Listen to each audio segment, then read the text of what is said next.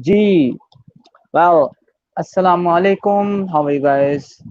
This is your host and friend Saad Mustafa, and welcome to my channel, Saad Mustafa.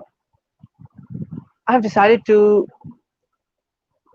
come up with the idea today. I have decided to read the abstract version of the short story that is 3 days to see. Definitely 3 days to see. Teen Din Dekhne Ke by Helen Keller, great Helen Keller.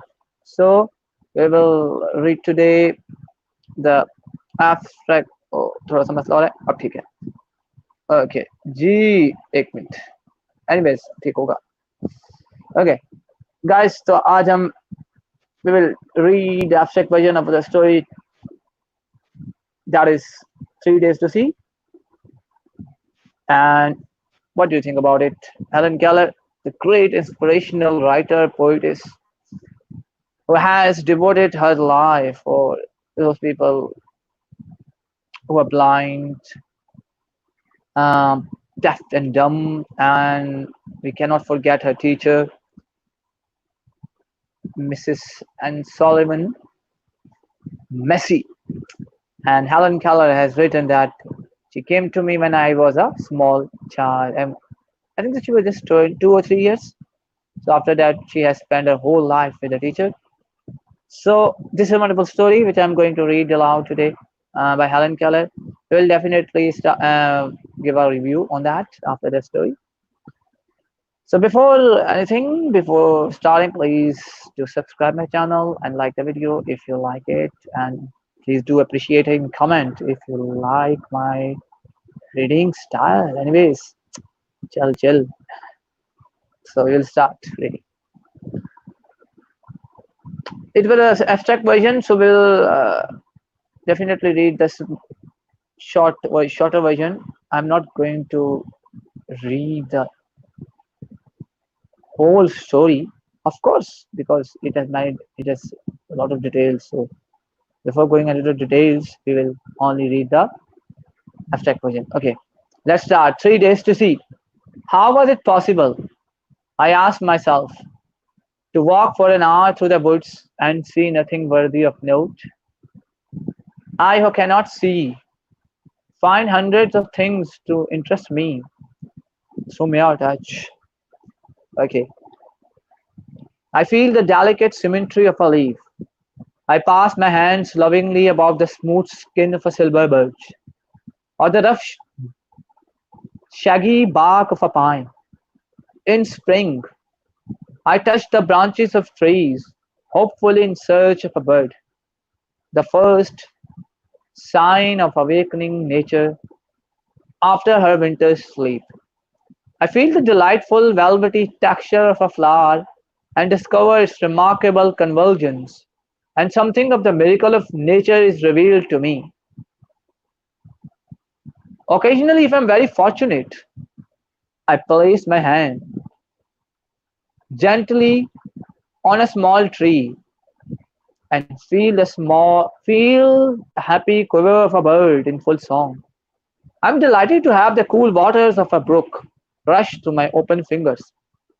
To me, a lush carpet of pine needles or spongy grass is more welcome than the luxurious Persian rug. To me, the pageant of seasons is a thrilling and unending drama, the action of which streams through my fingertips. At times, my heart cries out with longings to see all these things. If I'm very, if I can get so much pleasure from mere touch, how much more beauty must be revealed by sight? Those who have eyes apparently see little. The panorama of color and actions which fills the world is taken for granted. It is human, perhaps, to appreciate little that which we have and to long for that which we have not. But it is a great pity that in the world of light, the gift of sight is used only as a mere convenience rather than as a means of adding fullness to life. Well, this is her imagination, way of expression, in which she believes that imagination really plays an important role in making personality. And she believes that it is a powerful tool, imagination, in which we can detect a feeling, we can express ourselves. So Helen Keller basically believes that most of the time, imagination, we can touch other people with their hearts, we can understand their feelings with a, with expressions of words. So she believed that communication really speaks. Communication really plays an important role. It's especially the communication of words.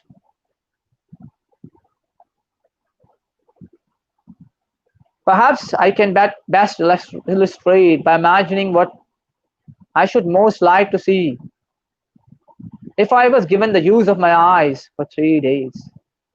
And while I am imagining, suppose you too set your mind to work on the problem of how to work on the problem of how you would use your own eyes if you had only 3 days to see. If with the oncoming darkness, if the third day you knew that the sun would never rise for you again, how would you spend those intervening 3 days? What would you most want to let your gaze rest upon? I naturally should want to see the things which have to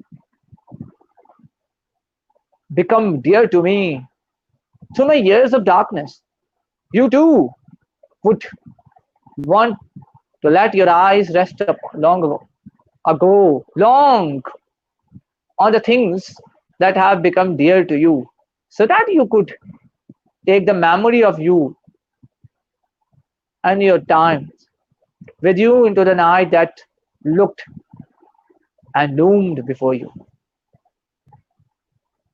If by some miracle I were granted 3 seeing days to be followed by a relapse into darkness, I should divide the period into 3 parts. On the first day, I should want to see the people whose kindness and gentleness and companionship have made my life worth living. First, I should like to gaze long upon the face of my dear teacher, Mrs. Anne Sullivan Massey, who came to me when I was a child and opened out a world to me. I should want not merely to see the outline of her face, so that I could cherish it in memory, but to study that face and find in it the real evidence of living, sympathetic tenderness, and patience with which she accomplished the difficult task of my education. I should like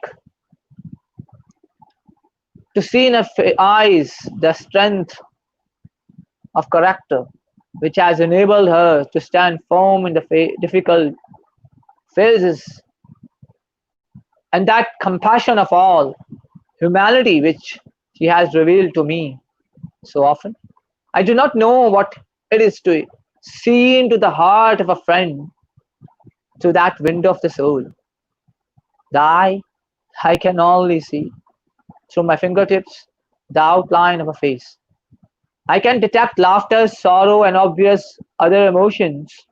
I know my friends from the feel of their faces, but I cannot really picture their personalities of course, through the thoughts they express to me, through whatever of their actions are revealed to me, but I am denied the deeper understanding of them, which I am sure would come to sight of them, to watching their reactions to various expressed and circumstances, through noting the immediate and fleeting reactions of their eyes and countenance.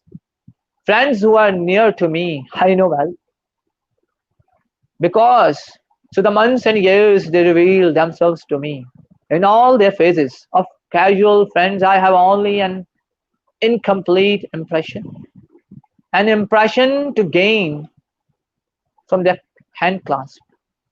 from spoken words which I take from their lips with my fingertips, or with which they tap into the palm of my hand.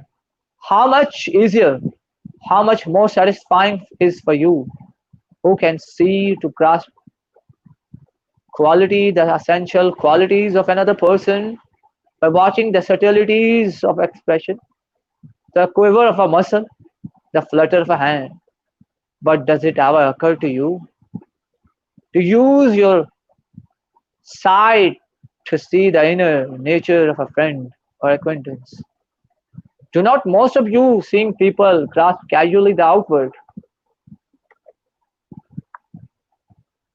features of a face and let it go at that?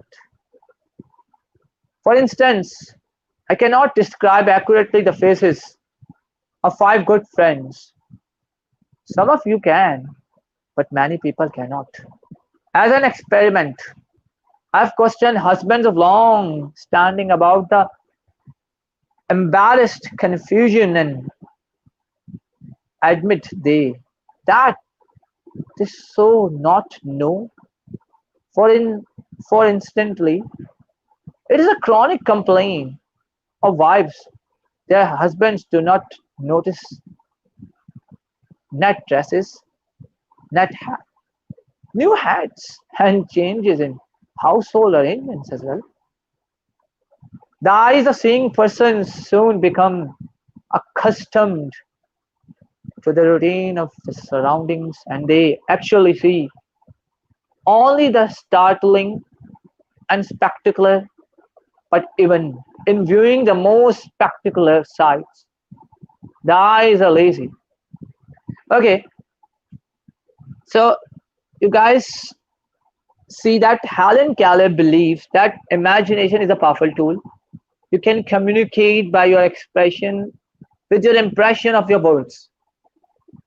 So it is wonderful, wonderful quotation, as I have mentioned earlier, that many you can find that quotation many on many places. I mean, on web as well, social media as well. Whatever you search for Helen Keller, you will definitely go to that quotation. That the most beautiful things in the world cannot be touched; they felt with the heart. So you believe that imagination has a great influence. So in that story, we see that she usually, definitely, she believe she has no experience of seeing anything. She was accustomed to see nothing. So she believed that those people who think that uh, sometimes they can express everything, they cannot, because sometimes you use your eyes, sometimes you use your mind in a casual mode. For example, people use to see sometimes casually. They only glance. They do not really seeing what they are seeing. They usually just watch just to ensure that somebody was paying attention, but they are not seeing. So that's why she was confused about her friend when she asked that, "What did you see in the world?" And she said, "Oh, I have seen nothing." So that's why she was really confused that how is it possible that you go into the woods and see nothing worthy of note, and I cannot see. I have my own reasons to interest and make me happy with my fingers. Obviously, definitely, and she has also described that obvious emotions like sorrows, grievances, happiness, pain, pleasure, sadness. These are also emotions, qualities as well. So, what do you think about that story so far? We will come up with the next part, inshallah, soon. I have just tried my best to cover the first portion of the story, in which Helen believes that imagination is the most important quality of a person if she or he has. Because with imagining qualities, she or he can make the world understand with his taste what she wants or he wants. Anyways, what do you think about the story? Please do like, subscribe, and comment. Do you think uh, I was doing something good or not? You can join my channel by subscribing, definitely. And please do like my video as well. And do comment as well. And inshallah, we will come back with a new video, definitely. And with Helen Keller's approach. And definitely, she's her masterclass, that story in the next part. Till then, I have to go. Till then, bye bye. Allah Hafiz.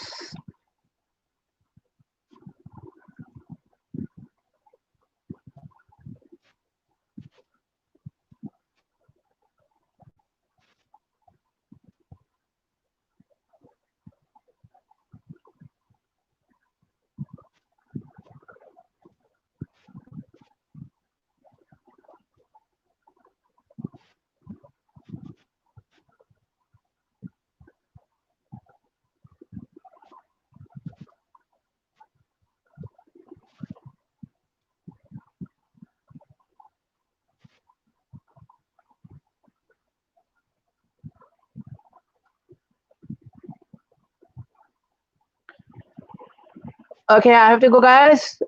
अपने दोस्त host साद मुस्तफ़ा को इजाज़त दीजिए। Next video में इंशाल्लाह मुलाकात होती है। तब तक के लिए अल्लाह हाफ़िज़, शब ख़ैर and take your time and stay safe, stay blessed. Till then, bye bye.